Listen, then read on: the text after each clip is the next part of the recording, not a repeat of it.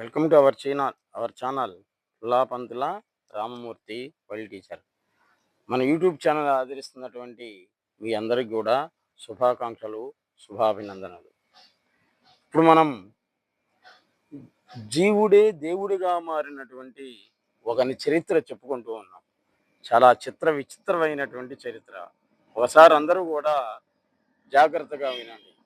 ఈ వీడియో కూడా మొత్తం కూడా చాలా జాగ్రత్తగా చివరి వరకు కూడా చూసి ఆనందించండి.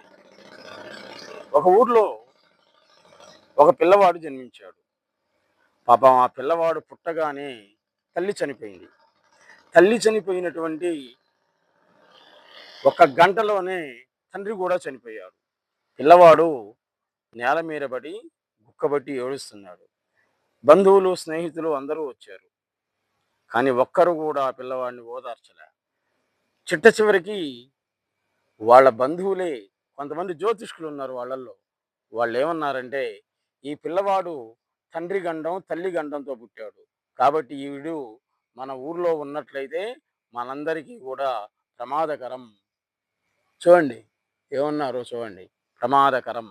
కాబట్టి అతను తీసుకెళ్ళి ఆ పెంట దిబ్బల మీద బారేయటం మేలు అని చెప్పాడు. ఇలాంటి పెంట దిబ్బల మీద వాడిని పారేసినట్లయితే దరిద్రం పోతుంది, వీడున్నట్లయితే మన ఊరికే అనర్థం అని చెప్పారు. వాళ్ళు అదే చేశారు. తీసుకుపోయి దూరంగా ఉన్నటువంటి ఆ పెంట దెబ్బల మీద పారేశారు. పాపం ఆ దెబ్బలలో పసిగుడ్డు ఏడుస్తూ ఉంది. దానికి దగ్గరలోనే ఒక ఆశ్రమం ఉంది. చూడండి, విచిత్రం జరిగిందే ఇది. కలియుగ మధ్యకాలంలో జరిగింది. ఆశ్రమం ఉంది.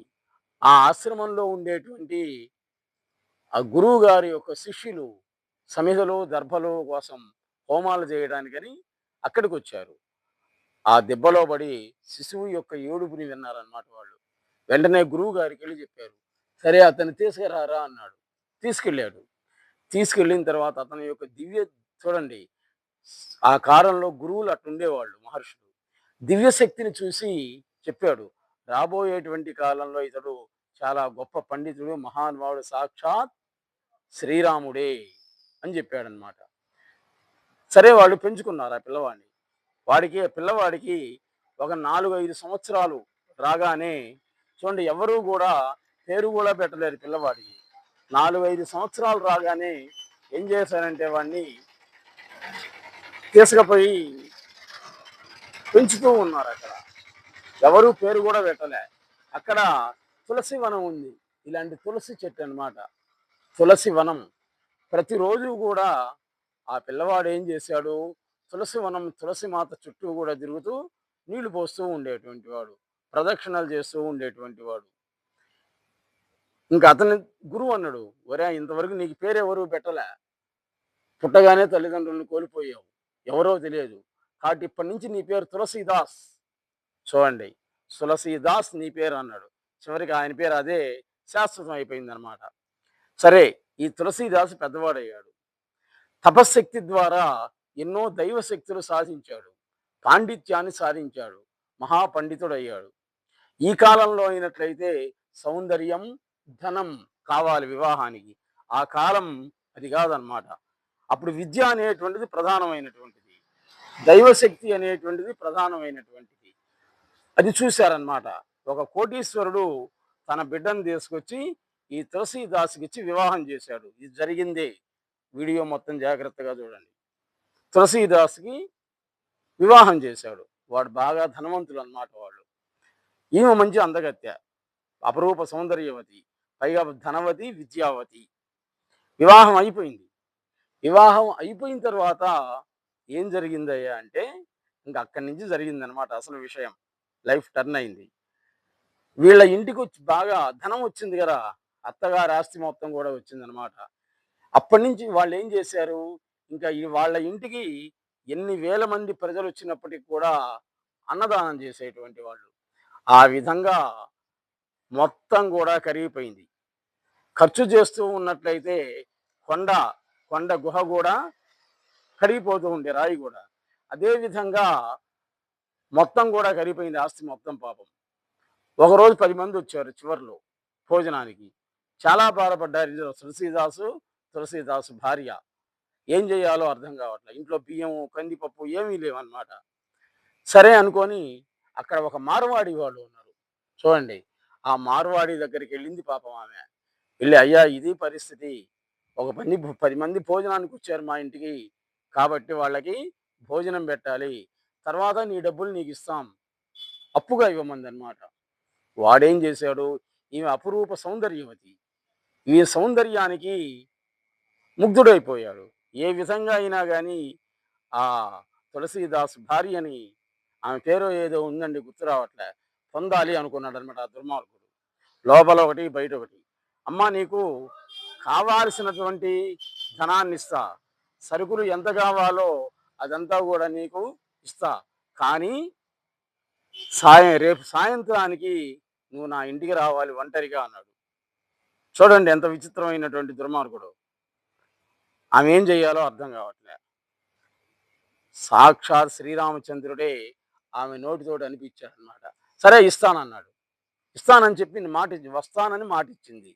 నీవు సరుకులు ఇస్తే వస్తాను అని మాటిచ్చిందనమాట మహాతల్లి. ఇచ్చాడు. సరే వాళ్ళు భోజనం చేశారు, వెళ్ళిపోయారు. ఆ రోజు నైటు భయంకరమైనటువంటి వర్షం. ఇవేమో ఆ మార్వాడి వాడికి మాటిచ్చింది. ఆ వర్షంలో ఏం చేయాలో అర్థం కాక ఏడుస్తూ ఉంది. తన భర్తకు చెప్పిందనమాట. తులసీదాస్‌కి. "ఏందే ఏడుస్తున్నావంటే" "ఇది పరిస్థితి" అన్నాడు. చూడండి ఇక్కడి నుంచి ఉండండి. ఏ భర్త అన్నటువంటి మాటలు ఆ తులసీదాస్ అన్నాడనమాట. మలమూత్రాలతో కూడుకున్నటువంటి ఈ కడుపు కోసం, చూడండి, మలమూత్రాలతో కూడుకున్నటువంటి ఈ కడుపు కోసం వాడు ఆశపడుతున్నాడు. పైకి కనిపించేటువంటి రూపాన్ని చూశాడు గానీ, లోపల ఉన్నటువంటి అంధకారాన్ని వాడు చూడలేకపోయాడు. పైకి పుష్పం బాగానే కనిపిస్తుంది. కానీ అది లోపల ఎక్కడుంది? నీళ్ళల్లో ఉంది, నీసులో ఉంది.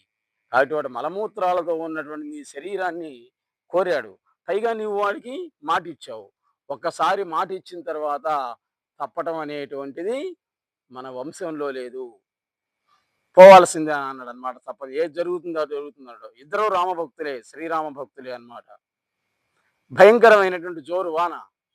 ఆ వానలో ఈయన గొడుగు వేసుకున్నాడు. చూడండి విచిత్రం. ఈయన గొడుగు పట్టుకున్నాడనమాట తులసీదాసు. గొడుగు పట్టుకొని ఆ వర్షంలో భార్యను ఆ మార్వాడి వాడి దగ్గరికి తీసుకెళ్ళాడు. వాడు తలుపు తీసి ఆశ్చర్యపోయాడు. భర్త ఏమో గొడుగు పట్టుకొని ఉన్నాడు. గొడుగు కింద భార్య ఉందనమాట. ఆశ్చర్యపోయాడు. అయినా తలుపు తీసి ఎప్పుడైతే తలుపు తీశాడో ఈయన గొడుగు ఆపేశాడు. లోపలికి పోతూ ఉన్నటువంటి సమయంలో సాక్షాత్ శ్రీరామచంద్రుడే ధనుర్ధారి అయి వాడి మీద బాణాలు వేస్తున్నట్లుగా వాడికి అనిపించింది. వెంటనే కళ్ళెమ్మని నీళ్లు పెట్టి పాదాల మీద పడి నమస్కారం చేసి, మీరు సాక్షాత్ శ్రీరామచంద్రుడు, అయోనిజ అయినటువంటి ఆ లక్ష్మీదేవి, సీతాదేవి, భూమాత, మరి నా తప్పు క్షమించండి అని కాళ్ళ మీద పడి దండం పెట్టాడు. చూడండి ఆ కాలంలో జరిగే ఆ రకంగా అన్నమాట. వెంటనే చెప్పాడు తులసీదాస్, నిన్ను క్షమించేటటువంటి అర్హత మాకు లేదు. సామాన్య మానవులం మేము. ఏదో అవసరం వచ్చింది అడిగాము, నీకు అవసరం వచ్చింది నువ్వు అడిగావు అంతే. కాబట్టి నిన్ను క్షమించేటువంటి శక్తి ఎవరికి ఉంది అంటే సాక్షాత్ శ్రీరామచంద్రుడికే ఉంది. ఆ రామచంద్రుడినే శరణు వేడు అని అన్నాడు. ఇంకంతే. ఆ జరిగినటువంటి 2 రోజుల్లో అతడు శవం అయిపోయాడు ఆ మార్వాడి వాడు. శ్రీరామచంద్రుడే ధనుర్బాణాలు ధరించి అతని శరీరాలు గుచ్చి గుచ్చి గుచ్చి గుచ్చి చంపేశాడనమాట. ఇటువంటివన్నీ కూడా ఎప్పుడు అంటే కలికాలం, ఈ కలియుగం ప్రారంభంలో గాని, మధ్యయుగంలో గాని జరిగాయన్నమాట. అది. ఇప్పుడు చూస్తున్నాం గదా! అంతా కూడా అన్యాయాలు, అక్రమాలు. బయట నిద్రపోవాలంటే భయం. ఇంట్లో ఉండాలంటే భయం. బయటికి పోవాలంటే భయం. ఎవరు ఆడవాళ్ళు గారు, మగవాళ్ళు బయటికి పోవాలన్నా భయపడుతున్నారు. ఇద్దరు ముగ్గురు కలిసిపోతే తప్ప మార్గం లేదు. మొన్న ఒక రైల్వే స్టేషన్‌లో చెప్పాడు ఒక మిత్రుడు. పాపం ఒక ఆయనకి ఉంగరాలు వేసుకొని పోతున్నాడు. ఒకడొచ్చాడు. ఆ ఉంగరాలు నాకియ్యి అన్నాడనమాట. ఈయనేమన్నాడు, సార్ ఇది చాలా గట్టిగా ఉంది. ఈ ఉంగరాలు నా చేతికి గట్టిగా ఉన్నాయి. ఇవి రావు అని అన్నాడు. వాడేమన్నాడో తెలుసా? చేతిలో కట్టిందనమాట వాడికి. పర్వాలేదు సార్ మీరు ప్రశాంతంగా కూర్చోండి. నీ ఏళ్ళు కోసుకొని పోతాలే అన్నాడు. చూడండి. ఏళ్ళు కోసుకొని పోతాను అన్నాడనమాట. అటువంటి వాళ్ళు మెడలో ఒక ముసలమ్మ మెడలో ఉన్నటువంటి హారాన్ని పట్టపగలే 12 ఒక ఊర్లో జరిగింది. ముసలమ్మ మెడలో ఉండేటువంటి హారాన్ని గట్టిగా లాగాడు వాడొచ్చి పగలు 12 ఆ రాకపోయేసరికి వాడేం చేశాడు బండ తీసుకొని నెత్తినేసి కొట్టి చంపేసి ఆ గొలుసు కాస్త తీసుకొని పోయాడు. ఇటువంటి వింతలు, విడ్డూరాలు, అన్యాయాలు, అక్రమాలు ఇవన్నీ జరగటానికి కారణం ఏంటి అంటే విద్యా వ్యవస్థలో లోపాలనేటువంటివి ఉన్నాయి. బ్రిటిష్ విద్యా విధానం వల్లనే ఈ విధంగా జరుగుతోంది. కాబట్టి ఇప్పటికైనా గానీ కేంద్ర రాష్ట్ర ప్రభుత్వాలు స్పందించి సంస్కృత భాషని బిగినింగ్ నుంచే ఉండాలది. కనీసం 10థ్ క్లాస్ వరకైనా. 10థ్ క్లాస్ వరకైనా సంస్కృతం తప్పనిసరిగా ఉన్నట్లయితే వాళ్ళల్లో కొంతమందైనా గానీ మార్పొస్తుంది. ఉగ్రవాదం అనేటువంటిది ఉండదే ఉండదు. Please subscribe our channel Ullapandula Ramamurthy world teacher. నమస్తే. మన ఛానల్‌ని ఆదరిస్తూ ఉన్నటువంటి మీ అందరికి కూడా నమస్సుమాంజలులు. అలాగే మన వీడియోలు తీస్తున్నటువంటి కోకా సుబ్బారావు గారు. ఆయన సినీ ఫీల్డ్‌లో పనిచేసి వచ్చినటువంటి వాడు. అటువంటి వాడు మన వీడియో దొరకడం అనేటువంటిది మన పూర్వజన్మ సుకృతం. కాబట్టి అందరూ కూడా మన వీడియోలన్నీ రోజుకి 4 వీడియోలు తీస్తాం మనం. ఇయన్నీ కూడా మానసిక ప్రశాంతతకు సంబంధించినయి. పగటి నుండి సాయంత్రం వరకు భార్యాపిల్లల్ని పోషించుకోవటానికి ఉద్యోగాలు చేసి కొంతమంది మానసిక వేదనతో ఉన్నారనమాట. అటువంటి వానికి మానసిక ప్రశాంతతను కలిగించేటువంటి విషయాలే ఈ జ్ఞాన ప్రసూనాలు.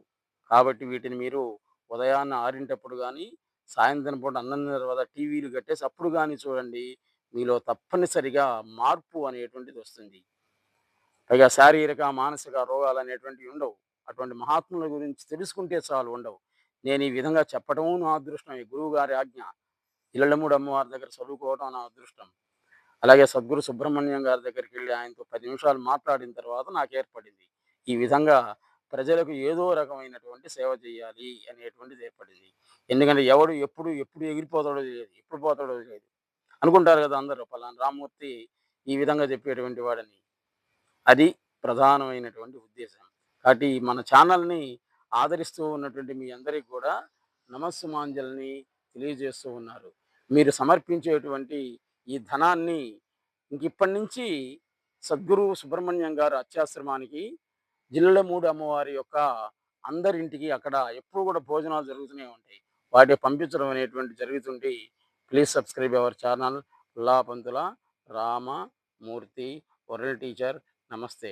రోజుకి 4 వీడియోలు పెడుతూ ఉంటాం మనం. గుర్తించండి.